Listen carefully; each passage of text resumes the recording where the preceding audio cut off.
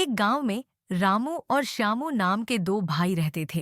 रामू उम्र में बड़ा था और हमेशा श्यामू से छोटी छोटी बातों पर झगड़ता रहता था। इस बात से उनके पिता रघुवीर बहुत चिंतित रहते थे। एक दिन रामू बिना किसी कारण श्यामू से झगड़ रहा था कि तभी वहां पर रघुवीर आ गए।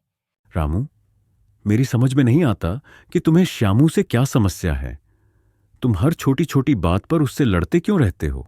आप तो हमेशा श्यामू का ही पक्ष लेंगे पिताजी, क्योंकि वो आपका लाडला बेटा है। ऐसी बात नहीं है बेटा।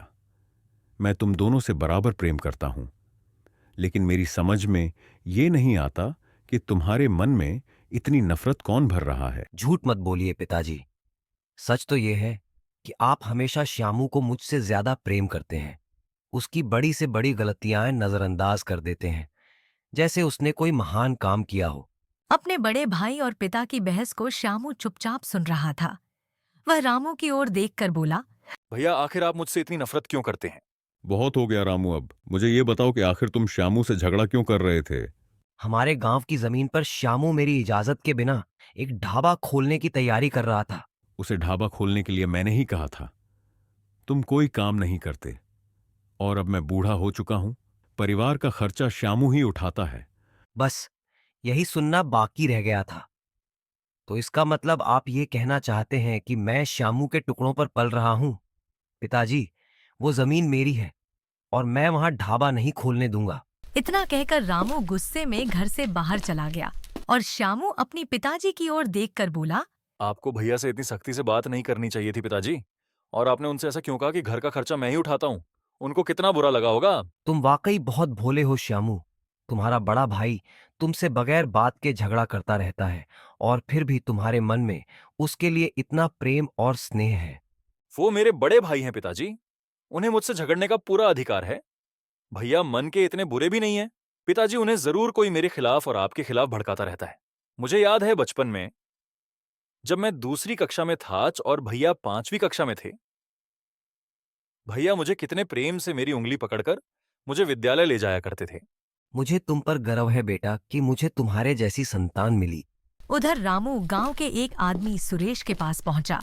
सुरेश एक चालाक और कपटी व्यक्ति था जो अंदर ही अंदर रघुवीर से जलता था और कई वर्षों से रामू के कान भर रहा था। क्या बात है रामू? लगता है कि फिर से श्यामू से झगड़ा हुआ है। पिताजी ने आज फिर वही किया। परिवार का पूरा खर्चा श्यामू ही उठाता है। यानी मैं निकम्मा हूं और उनके लिए बोझ हूं।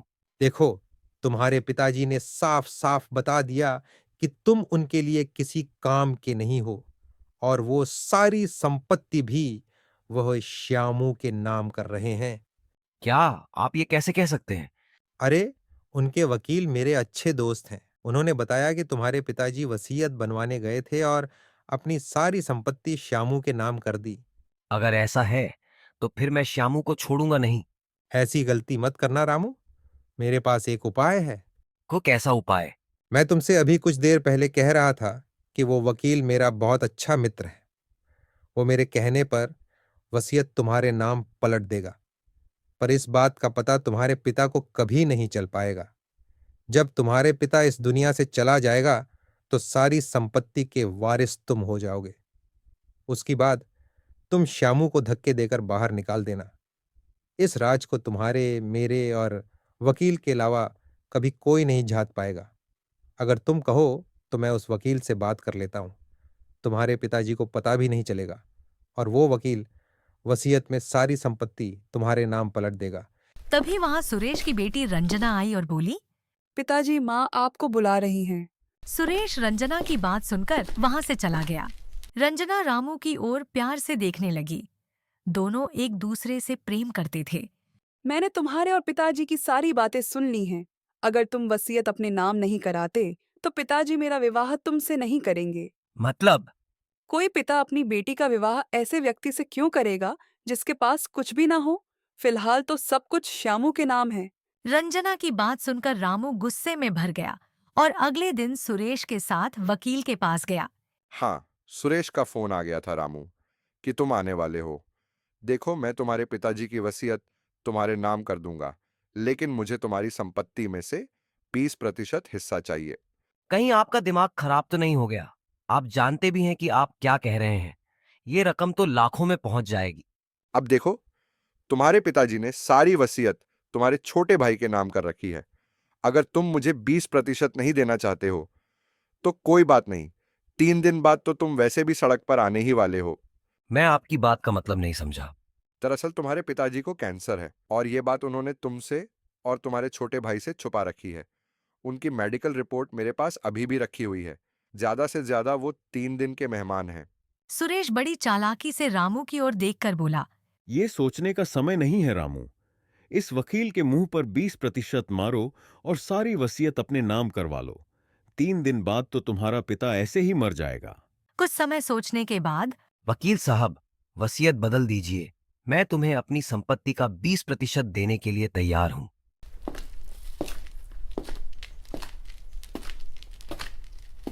उसने दस्तावेजों पर अंगूठा लगा दिया और घर लौट आया। 3 दिन बाद अचानक रघुवीर की तबीयत बिगड़ गई और उनका निधन हो गया। श्यामू फूट फूट कर रोने लगा।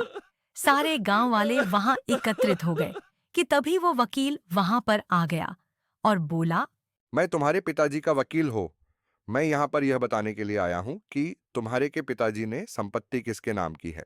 ये बात आप कल आकर बता देना। मैं अभी सुनने और समझने की स्थिति में नहीं हूं। मैं अपने पिताजी से बहुत प्रेम करता था। वो मुझे छोड़कर चले गए। मैं अकेला रह गया। देखो, ये मेरी मजबूरी है और यह मेरा काम है। मुझे इसे करना ही होगा। रघुवीर जी ने अपनी सारी संपत्ति रामू के नाम कर दी है। इतना कहकर वकील वहां से चला गया। श्यामू को इस बात से कोई फर्क नहीं पड़ा। वह बस रोता रहा। अंतिम संस्कार के बाद जब श्यामू घर लौटा तो रामू गुस्से में बोला।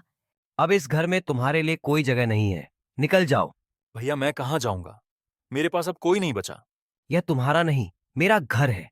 अब तुम यहां नहीं रह सकते। पिताजी ने सारी जायदाद मेरे नाम कर दी है। अब तुम्हारे लिए इस घर में कोई जगह नहीं। श्यामू गिड़गिड़ाया, लेकिन रामू ने उसे धक्के देकर घर से बाहर निकाल दिया। इधर रामू ने रंजना से धूमधाम से विवाह कर लिया। श्यामू 2 दिन तक भूखा प्यासा दूसरे गांव में भटकता रहा। तभी एक खेत में एक घर नजर आया। श्यामू वहां पर चला गया। वह व्यक्ति श्यामू की ओर देखकर बोला। अरे, तुम तो रघुवीर जी के बेटे हो ना? हाँ। ये घर तुम्हारे पिताजी का ही दिया हुआ है। हम सब तो सड़कों पर मारे मारे फिर रहे थे। तुम्हारे पिताजी ने ही हमें सहारा दिया।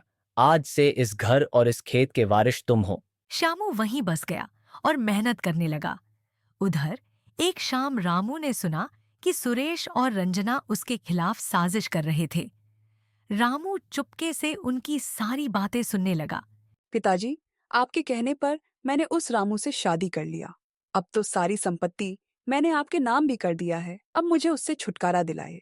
चिंता मत कर बेटी, मैं सही मौके की तलाश में हूं। इस संपत्ति को हड़पने के लिए बरसों इंतजार किया है। मैं नहीं चाहता कि मेरी छोटी सी गलती मेरी वर्षों की मेहनत पर पानी फेर दे। मैं तो ये उपाय सोच रहा हूं कि रामू को जड़ से नष्ट ही कर दिया जाए। रामू चौंक गया और अंदर जाकर गुस्से में बोला। मुझे तुमसे ये उम्मीद नहीं थी सुरेश। इसका मतलब पिताजी सही कहते थे। तुम हमेशा मेरे परिवार के खिलाफ मेरे कान भरते रहते थे। और रंजना, तुम तो मेरी पत्नी हो। रंजना हंसते हुए बोली। तुमसे शादी सिर्फ संपत्ति के लिए की थी। अब निकलो यहाँ से, इससे पहले कि मैं तुम्हें धक्के देकर बाहर निकाल दूं। लेकिन ये घर मेरा है। तुम्हें याद नहीं? तुमने वकील के कागजों पर अंगूठा लगाया था। अब ये संपत्ति हमारे नाम हो चुकी है। रामू को अपनी गलती का एहसास हुआ और उसे अपने पिताजी और छोटे भाई की बहुत याद आने लगी। कुछ दिनों तक रामू ऐसे ही भटकता हुआ उसी जगह पर पहुंच गया जहां उसका छोटा भाई रहा था। श्यामू रामू को देखा और उसके पास गया। भैया आपकी हालत इतनी खराब कैसे हो गई? रोते हुए रामू ने सारी कहानी सुना दी। चिंता मत करो भैया, मैं हूं ना। मैंने तुम्हारे साथ कितना बुरा किया श्यामू। और तुम? नहीं भैया, मैं बचपन से जानता था कि आपके खिलाफ मेरे कोई कान भरता है। आप मन के इतने बुरे नहीं हैं। तभी वकील वहां आ गया और बोला। मैंने बहुत बड़ा पाप किया, लेकिन एक सच्चाई बताना चाहता हूं। तुम्हारे पिता ने आधी संपत्ति श्यामू के नाम की थी। सुरेश ने सिर्फ तुम्हारे हिस्से की संपत्ति हथियाई है। मेरे पास सारे सबूत हैं। चलो पुलिस के पास चलते हैं। रामू और श्यामू वकील के साथ पुलिस स्टेशन चले गए। पुलिस स्टेशन में वकील ने अपना जुर्म स्वीकार किया। वकील जी चाहता है कि तुम्हें भी जेल की कालकोठरी में डाल दिया जाए, लेकिन ईश्वर ने तुम्हें इससे भी बड़ी सजा दे दी है। इसके बाद पुलिस सुरेश के घर के लिए निकल गई।